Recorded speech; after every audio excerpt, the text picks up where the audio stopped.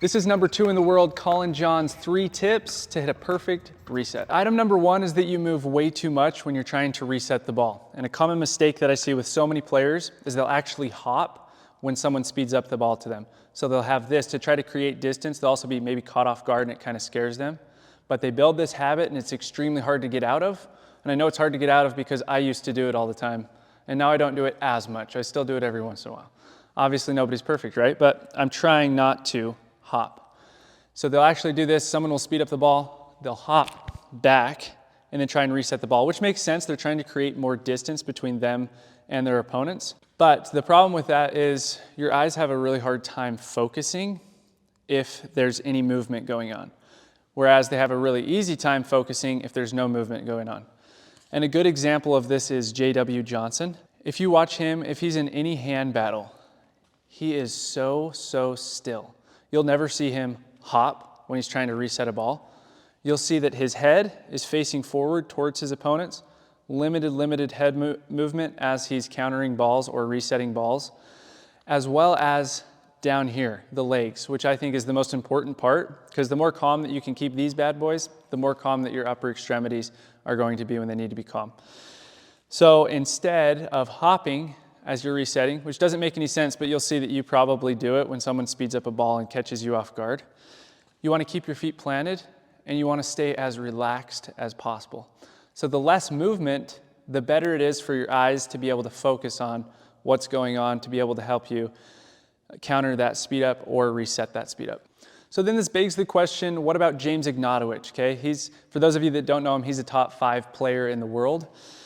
And he hops around. So he does like 1,800 split steps in between every single, not in between every point, but in between every single shot that he's hitting.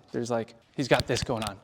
So then it makes you wonder like, okay, so if he's moving so much, why is he so good? He's top 5 in the world, right? The thing that you need to understand is if you actually slow down the footage, as soon as his opponents hit the ball at him, he is still. His feet are planted, there's no hopping going on. He hits the ball, and then he's back to hopping again.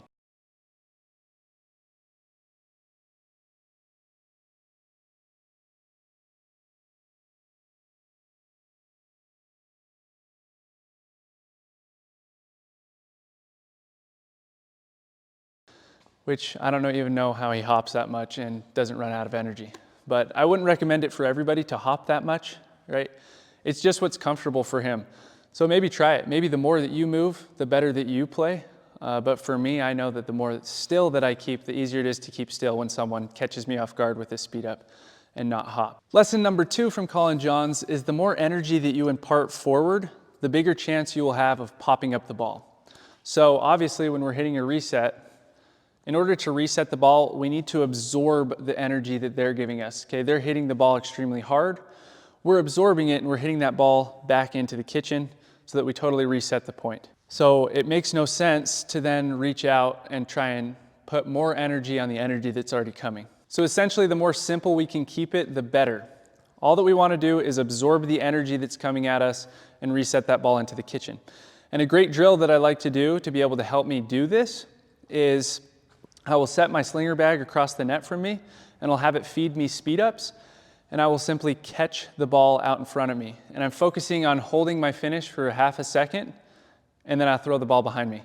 And so on the forehand side, that's really easy because obviously we're catching the ball out in front of us. But then on the backhand side, all that we have to do is take our non-dominant hand and catch it with our non-dominant hand.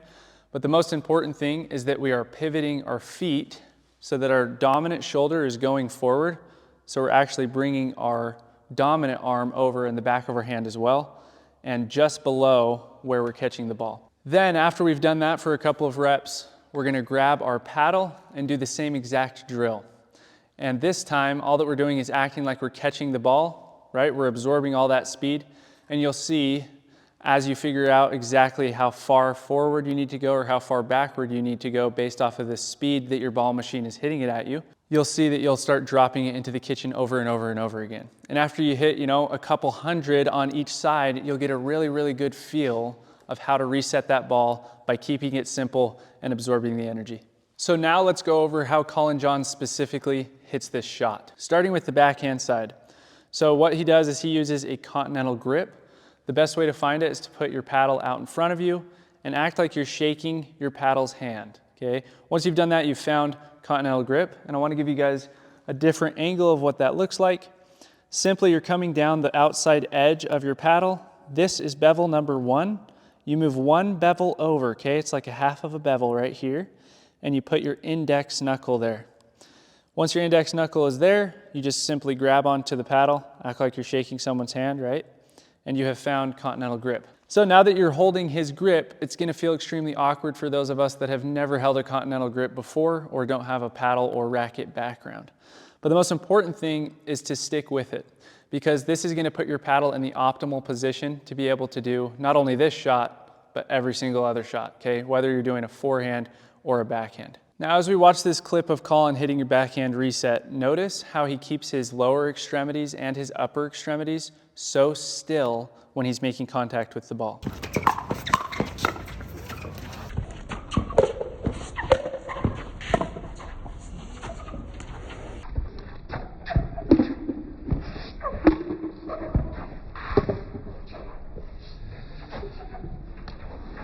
When the speed up is coming at him, all that he does is puts his dominant elbow towards the side fence. So you can act as if you're actually pointing your elbow towards the side fence. That is what's putting his paddle face in the correct position with the correct grip that we just went over. And then once he's in this position, you'll see that his motion is so small. It's maybe 1 to 2 inches that he just slightly cuts towards the side of his body. So it's this small movement. He cuts, he absorbs all that energy, and then it comes off of his paddle extremely soft, regardless of how hard the opponent is hitting it at him. So how do we hit it on the forehand side? Essentially, it's the same exact motion that we're doing, same exact stroke, but on the forehand side. We're holding a Continental Grip, and an easier way to find it is it's actually called hammer grip as well. So you want to act like this is your hammer. Hammer. The edge of your paddle is the face of the hammer, and you're hammering a nail into the wall. If your edge is showing out towards the wall perfectly, you're in a Continental Grip. If your edge is slightly like this, obviously that's not Continental, or slightly like this, obviously that's not Continental. So you're in a Continental Grip, and the major difference is instead of us pointing our elbow towards the side fence, which wouldn't make sense on this side, right? It only makes sense on the back side. We're pointing it towards the ground. So that's all that you have to think about for this shot. You're simply pointing your elbow towards the ground and then absorbing all of the energy that they're sending you. And notice how with Colin Johns, when he hits this shot, the lack of movement in his lower extremities and his upper extremities, everything is so still.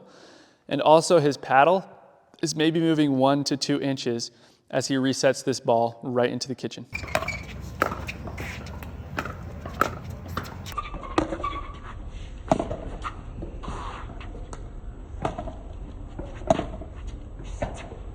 That brings us to Colin's last and final and probably most important tip to hit a perfect reset. And that tip is to drill, okay? So to get out there and get repetitions in. And he actually drills for 3 hours a day with his brother Ben, who's the #1 in the world. The reason that they're so good is because they drill, okay? They get their repetitions in hitting the shot. Obviously, it's not realistic for most of us out there to be able to go out and just drill every single day, right? But maybe challenging yourself to go out with a partner or with, hey, a slinger bag and drill 1, 2, 3 times a week. And I don't know how many times I've shown up to drilling sessions in the past where me and my drilling partner just have no idea what to work on or what drill to do to be able to help with what situation. And that's why I created the Pickleball Playbook training app.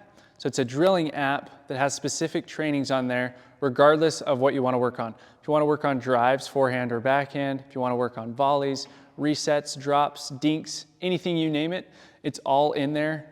And all of these drills will be able to help you guys not only do the drill, but do it with the right technique, which is the most important thing. So if you want to optimize your drilling sessions, download the app and start training today. And comment below with what you'd like to learn about next. If you enjoyed this video, be sure to subscribe. It really helps me out, helps me to be able to continue producing videos just like this to be able to help you guys to improve your pickleball game. My entire goal is to bring as much value to you guys as possible. I appreciate you guys spending some time with me, and I'll see you on the next one.